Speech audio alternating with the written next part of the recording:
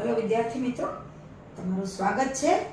आपणे लईए छीए धोरण 10 गणित अने एनी अंदर प्रकरण 2 बहुपदीओ एमां स्वाध्याय 2.2 एनो आपणे पहेलो जे दाखलो छे एनो पांचमो पेटा विभाग पहोंच्या छीए। जुओ तमारा पाठ्यपुस्तकनी अंदर पाना नंबर 19 पर आ स्वाध्याय आवेलुं छे। तो लईए दाखलो पहेलो अने एमां पांचमो पेटा विभाग टी वर्ग ओछा 15 आपने सूचना है कि नीचे दर्शावेल द्विघात बहुपदीओना शून्य शोधो अने एमना शून्य अने सगुणको वच्चेनो संबंध चकासो। हवे आपणे आना अवयव पाडवाना छे। हवे जो बे ज पद छे, त्रीजું पद नथी, तो टी नो वर्ग छे, 15 कोनो वर्ग छे, तो के कोई संख्या थाय नहीं, पण वर्गमूळ 15 नो वर्ग छे ई 15 थाय। એટલે આપણે લઈએ છે ટી વર્ગ ઓછા વર્ગમૂળ 15 નો વર્ગ અને એના ઉપરથી અવયવ આવશે કે ટી ઓછા વર્ગમૂળ 15 અને ટી વત્તા વર્ગમૂળ 15। આપણે ભણી ગયા છીએ કે એ વર્ગ ઓછા બી વર્ગ હોય તો એના અવયવ એ ઓછા બી એ વત્તા બી થાય। પહેલું પદ અને બીજું પદ સરખું, એકમાં પ્લસ ને એકમાં માઈનસ। હવે टी वर्ग ओछा 15 बराबर 0 लेता टी ओछा 15 रूट 15 अने टी वत्ता रूट 15 बराबर 0। એટલે આના બરાબર પણ 0 અને આના બરાબર પણ 0।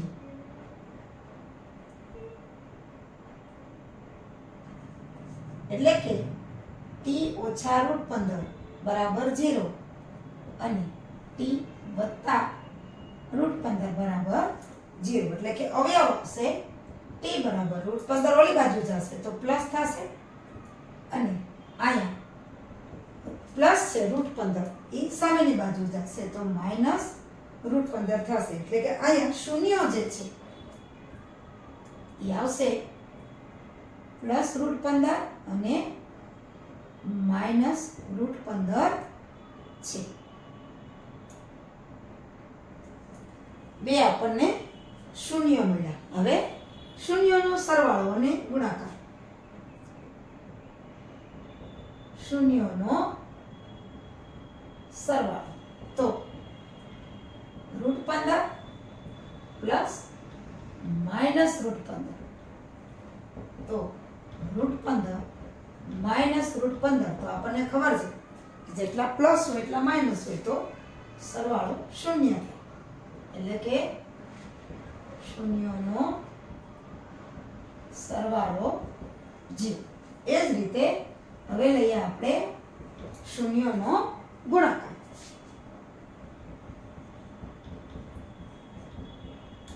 બરાબર રૂટ 15 ગુણ્યા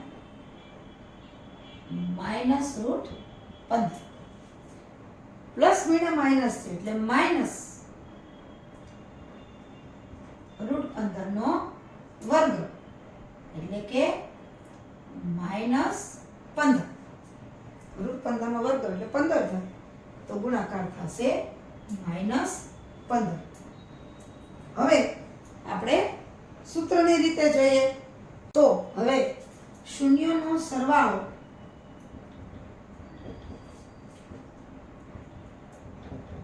0 અને શૂન્યનો ગુણાકાર માઈનસ 15 આવે છે। આપણે શૂન્ય શોધીને આ જોયું છે। હવે સૂત્ર પ્રમાણે આપણે જોઈએ। આપણે જે બહુપદી આપી છે કે ટી વર્ગ ઓછા 15 એને આપણે વ્યાપક બહુપદી સાથે સરખાવીને શૂન્યનો ગુણાકાર અને સરવાળો જોઈએ ने व्यापक बहुपदी साथे सरखावता व्यापक बहुपदी शुं छे के x वर्ग वत्ता bx प्लस c बराबर 0 एने सरखावी तो a बराबर t ટી વર્ગનો સહગુણક છે. અહીંયા એક કાંઈ નથી એટલે અહીંયા આપણે ચલ છે એ x ની જગ્યાએ t છે. ત્યાર પછી b છે, t નો સહગુણક છે જ નહીં એટલે 0 અને અચળ પદ c છે -15. હવે આમાં લઈએ કે શૂન્યનો સરવાળો બરાબર તો -x નો સહગુણક અને છેદમાં x વર્ગનો સહગુણક. તો શૂન્યનો સરવાળો બરાબર -b ના છેદમાં 1. તો આપણે અહીં આવશે શૂન્યનો સરવાળો. b ની જગ્યાએ શૂન્ય છે એટલે -0 ના છેદમાં 1 છે 1 એટલે કે એનો જવાબ આવશે 0. એટલે કે શૂન્યનો સરવાળો છે 0 સૂત્રની પ્રમાણે. હવે લઈ લઈએ ગુણાકાર. તો શૂન્યનો ગુણાકાર શું છે તો કે અચળ પદ ના છેદમાં x વર્ગનો સહગુણક. એટલે કે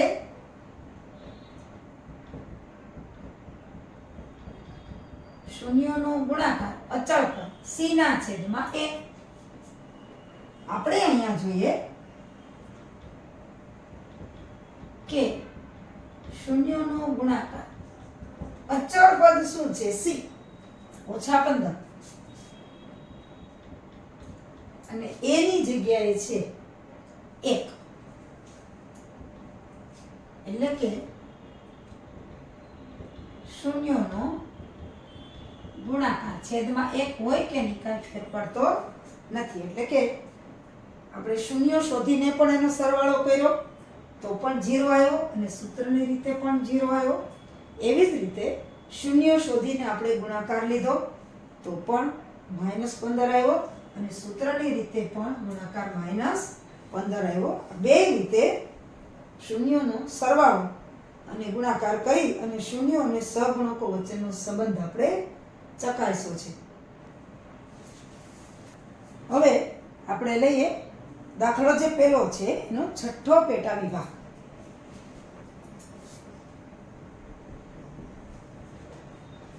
x વર્ગ -x -4. જો તમારા પાઠ્યપુસ્તકમાં 19માં પાના નંબર સ્વાધ્યાય 2.2 પહેલાનો છઠ્ઠો વિભાગ 3x વર્ગ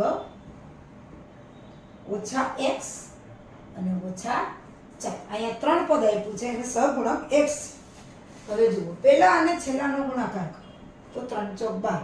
12 ના એવા બે અવયવો કે જેનો સરવાળો અથવા બાદબાકી -1 થાય અને ગુણાકાર -12 થાય. સાવ સહેલું છે.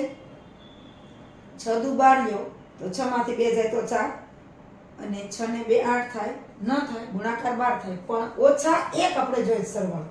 3 ચોક 12 12 × 12 6 દુ 12 3 ચોક 12. 12 ના ઘણા અવયવ છે પણ આપણે શું લાગુ પડે છે એ જોવાનું. 3 ચોક 12 તો 4 ને માઇનસ કરીએ અને 3 ને પ્લસ કરીએ તો સરવાળો -1 આવે અને ગુણાકાર -12 આવે. હવે 3x વર્ગ મોટી સંખ્યા હોય એને આ નિશાની વચ્ચેના પદની નિશાની આપવાની. 3 ચોક 12 માં 4 મોટા છે અને 3 નાના છે એટલે 3 ને પ્લસ અને 4 ને માઇનસ. જુઓ -x ના બે ભાગ પડ્યા +3 -4 એટલે કે -1. હવે બે પદમાંથી સામાન્ય કાઢી લઈએ. અહીંયા આવશે 3x અહીંથી આવશે x + 1 ગુણાકાર કરતું જવાનું. ઉપરનું પદ જ આવવું જોઈએ. આપણે અહીંયા અંદર કૌંસમાં x વત્તા જોઈએ છે એટલે અહીંયા આપણે લઈએ -4 x + 1 ગુણાકાર કરી લેવાનો એટલે નિશાનીમાં કંઈ પણ ભૂલ ન રહે. 3x × x એટલે 3x વર્ગ 3x ગુણ્યા વત્તા 1 એટલે વત્તા 3x. હવે અહીં જુઓ ઓછા 4 ગુણ્યા x એટલે ઓછા 4x અને ઓછા 4 ગુણ્યા વત્તા 1 એટલે ઓછા 4 અને બે બાજુ કૌંસ સરખો આવ્યો એટલે અવયવ સહેલાઈથી પડી જાય. x વત્તા 1 અને 3x ઓછા 4 આ પદાવલીના બે અવયવ આવ્યા. હવે 3x વર્ગ ઓછા x ઓછા 4 બરાબર 0 લેતા આના બરાબર પણ 0 આવે એટલે કે x વત્તા 1 3x ઓછા 4 બરાબર 0 એટલે આ બે બરાબર પણ 0 લેશું એટલે કે x વત્તા 1 બરાબર 0 અને 3x ઓછા 4 બરાબર 0. હવે અહીંયા આપણે કિંમત લઈએ. x બરાબર 1 છે એ પ્લસ છે સામેની બાજુ જશે તો માઈનસ આવશે અને અહીંયા જુઓ તો કે 3x બરાબર ઓછા 4 છે અને વત્તા 4 અને તેથી x બરાબર 4/3 એટલે આપણને શૂન્ય મળે છે ઓછા 1 અને 3/4 એટલે ઓછા 1 અને 4/3 ઓછા 1 અને 4/3. હવે શૂન્યનો સરવાળો બરાબર જો ઓછા 1 વત્તા 4/3 લઘુત્તમ સાધારણ આવશે 3 એટલે 3 × 3 એટલે ઓછા 3 વત્તા 4/3 એટલે ઓછા 3 વત્તા 4 એટલે 1/3 એટલે શૂન્યનો સરવાળો 1/3. હવે ગુણાકાર લઈ લઈએ. શૂન્યનો ગુણાકાર તો ઓછા 1 ગુણ્યા 4/3 તો શૂન્યનો ગુણાકાર ઓછા 4 ગુણ્યા 1 એટલે ઓછા 4/3 આ ગુણાકાર આવ્યો સરવાળો આવ્યો 1/3 અને ગુણાકાર આવ્યો ઓછા 4/3. આપણે સૂત્રની રીતે લઈએ. હવે આપણે આ જે સમીકરણ છે એના વ્યાપક બહુપદી સાથે સરખાવીને સૂત્ર પ્રમાણે જોઈએ. શૂન્યનો સરવાળો અને શૂન્યનો ગુણાકાર જોઈએ. હવે આપણી પાસે બહુપદી છે 3x વર્ગ ઓછા x ઓછા 4 ને વ્યાપક બહુપદી સાથે સરખાવતા વ્યાપક બહુપદી શું છે તો ax વર્ગ વત્તા bx વત્તા c બરાબર 0. તો અહીંયા a બરાબર શું છે 3, b બરાબર ઓછા 1 અને c બરાબર શું છે ઓછા 4. તો હવે એ રીતે શૂન્યનો સરવાળો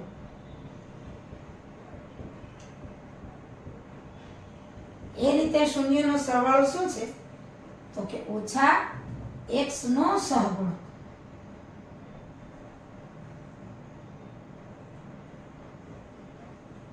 અને છેદમાં x વર્ગનો સહગુણક.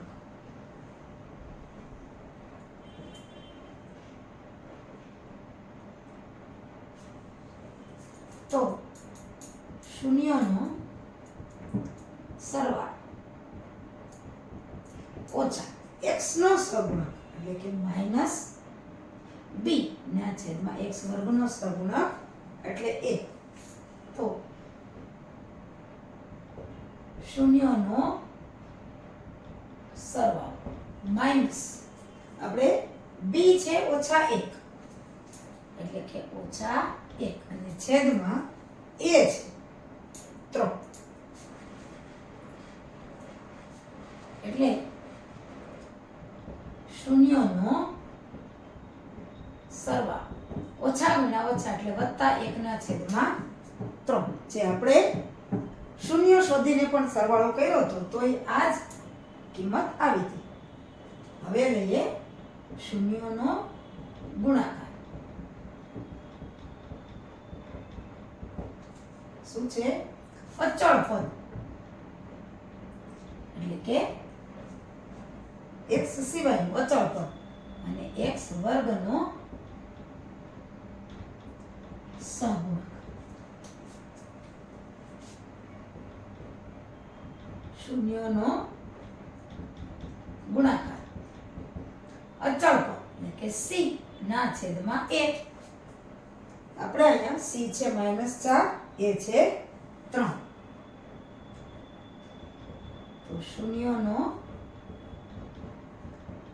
ગુણાકાર અચળ પદ એટલે કે c છે -4 અને a છે 3. એટલે કે શૂન્યનો ગુણાકાર -4 ને છેદમાં 3 આપણે શૂન્ય શોધીને કર્યો હતો તો પણ આ જ આવ્યો હતો અને સરવાળો શૂન્ય શોધીને કર્યો હતો પણ આ જ આવ્યો. વ્યાપક બહુપદી સાથે સરખાવીએ તો એ રીતે પણ સરવાળો 1/3 આવે છે અને શૂન્ય શોધીને એનો સરવાળો કર્યો તો પણ 1/3. એ જ રીતે શૂન્ય શોધીને ગુણાકાર કર્યો તો પણ 4/3 અને વ્યાપક બહુપદી સાથે સરખાવી અને સૂત્રની રીતે ગુણાકાર કર્યો તો પણ -4/3 આવે છે. એટલે કે શૂન્ય અને સહગુણકો વચ્ચેનો સંબંધ આપણને ચકાસવાનું કીધો હતો કે એ બે રીતે જવાબ સાચા આવે છે. આ રીતે આપણે આ સંબંધ આવી રીતે આ દાખલામાં ચકાસવાનો છે ને ચકાસશો તો સૂત્ર રીતે અને શૂન્ય શોધીને બે રીતે શૂન્યનો ગુણાકાર અને સરવાળો બેનો જવાબ એક જ સરખો આવે છે.